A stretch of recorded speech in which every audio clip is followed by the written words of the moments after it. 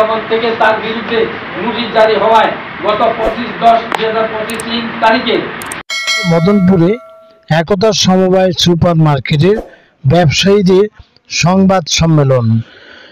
গত 28 অক্টোবর বেলা 11টা 30 মদনপুর একতা সমবায় সুপার মার্কেটের মদনপুর বন্দর আওয়ামী সুরুজ মিয়া গংদের অবৈধ কমিটি ও আওয়ামী দোসরদের সহায়তায় মার্কেট দখল, ভূমিদস্যু, চাঁদাবাজি, স্ট্যান্ড দখল, মামলাবাজ এবং ব্যবসায়ীদের টাকা আত্মসাতের প্রতিবাদে সংবাদ সম্মেলন করেন মদনপুর একতা সমবায় সুপার মার্কেট সকল ব্যবসায়ীবৃন্দ।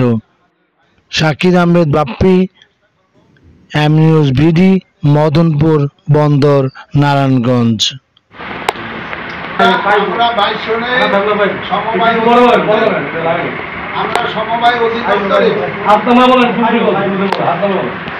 সমবায় অধিদপ্তরে আমরা 22 জনের দরখাস্ত দিই, 80 জনের অনাস্থা দিয়া বিচারের জন্য।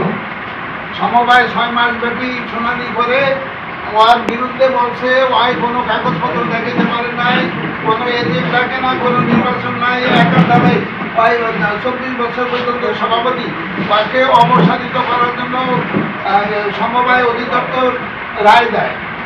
তার বিরুদ্ধে হাইকোর্টে রিট করে, মামলা স্থগিত করে রাখে। এরপরে হাইকোর্ট বলে ওদের অবসারিত করার জন্য রায় দেয়, 2টা রায়।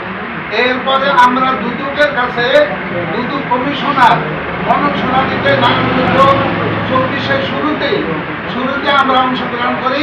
দুদকের সম্মানিত কমিশনার সেই ডিসি মাহমুদুল হককে দায়িত্ব দেয়।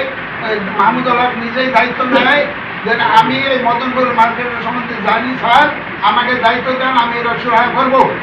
মাহমুদুল হক 1 বছর ব্যাপী তদন্ত করিয়া, শুনানি করিয়া, আমাদের সাক্ষাৎকার নিয়ে, কাগজপত্র নিয়ে 1 বছর পরে অর্থাৎ 5 আগস্টের গণ অভ্যুত্থানের পরে উনি একটা প্রতিবেদন দেয়।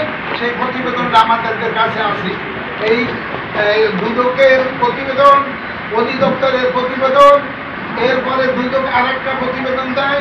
সর্বশেষ আপনার এখন দুদকের কাছে আমাদের একটা ফাইল আছে, 3টা অধিদপ্তরের রায় অবসারিত। এরপরে শেখ হাসিনা নির্বাচন করছে 7 জানুয়ারি, নির্বাচন করছে 19 জানুয়ারি 24-এ গোপন ভোটে, কোনো সদস্য জানে না। আমরা সদস্য, আমি সাবেক ক্যাশিয়ার, উনি সাবেক ক্যাশিয়ার, আমরা জীবনে ভোট দিতে পারি নাই।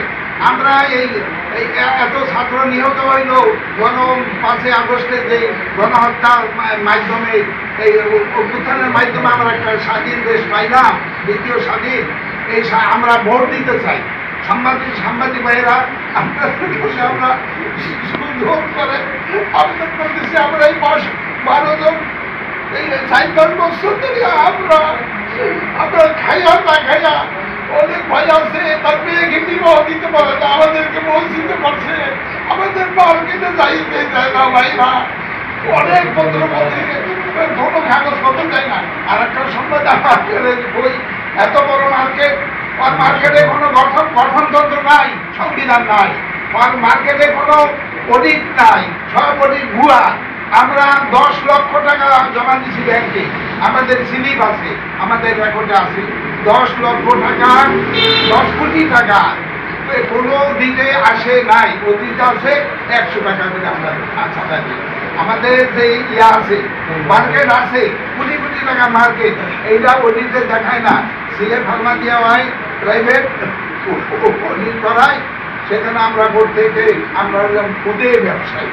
100 টাকা মাসে দেয়। এই হিসাবে বছরে 50-60 লাখ টাকা হয়, খরচ সহ সমান দেখায়। এত বড় বাটপার, গ্যাসের লাইন নেয় অবৈধ, সিটি কর্পোরেশনের বিল দেয় না, ঋণ খেলাপি, 5-7 বছর ধরে আমাদেরকে ভাড়া দেয় না। আপনাদের রেশনের মাধ্যমে আমি আগে বলেছি, মাহমুদুর রহমান ভাই আজকের পত্রিকায় রাখছে, বরিশালে গতকালকে বক্তব্য রাখছে। আপনারা তো সিংহের মতো, একটু বাঘের মতো উঠিয়া আমাদের পক্ষে যদি একটু দেখেন, আমরা উপকৃত হব, আমাদের পরিবার উপকৃত হবে। সবাই আমরা একটা সুষ্ঠু নির্বাচনের মাধ্যমে কয়েক প্যানেল প্যানেল যদি জয়যুক্ত হয় হোক, আমরা সুষ্ঠু নির্বাচন চাই, প্রক্রিয়া আমরা নির্বাচন চাই। এই নির্বাচনের জন্য আপনারা লেখালেখি করবেন। আর এই নারায়ণগঞ্জের কর্মকর্তা আবু জাফর, তিনি অধিদপ্তর থেকে বলছে তুমি এইটা দেখো, সে বলতেছে কমিটি অবৈধ ঘোষণা করলে হাইকোর্ট করবে। আবু জাফরকে আমি বলতে চাই, আপনার কালো হাত প্রশাসন ভেঙে দিবে, আমি পরিষ্কারভাবে বলতে চাই। আবু জাফর সাহেব, হাইকোর্ট করবো না সুপ্রিম কোর্ট করবো সেই পুরস্কার আপনার না। আপনি কমিটি ভেঙে দেন, অবৈধ কমিটি ভেঙে দিয়ে আহ্বায়ক কমিটি করেন এবং নির্বাচন ব্যবস্থা করেন। এইটা আপনার জন্য উত্তম হবে। যদি আপনি আগামী দিন বাঁচতে চান, আগামীতে যে নির্বাচন হবে সেই নির্বাচিত সরকার কোনো কালাকানুন রাখবে না, কোনো হাসিনার সুবিধাভোগী রাখবে না, ইনশাআল্লাহ। সবাইকে ধন্যবাদ।